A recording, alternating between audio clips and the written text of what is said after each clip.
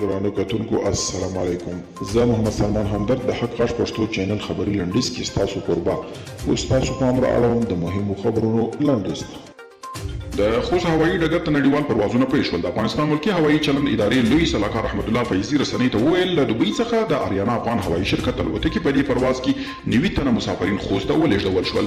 ګارډین ورځپاڼې له افغانستان څخه د بهرنۍ ځواکونو وتلو په اړه راپور کې ویلي د دغه هیواد راتلونکي روښانه نه دی، که څه هم ناټو په دې وروستیو کې د افغان ځواکونو د ملاتړ او تمویل ژمنه کړې ده، خو د راپور کې د کارپوهانو له قوله ویل شوي چې دا ډول څرګندونې یو ډول په شاتګ دي.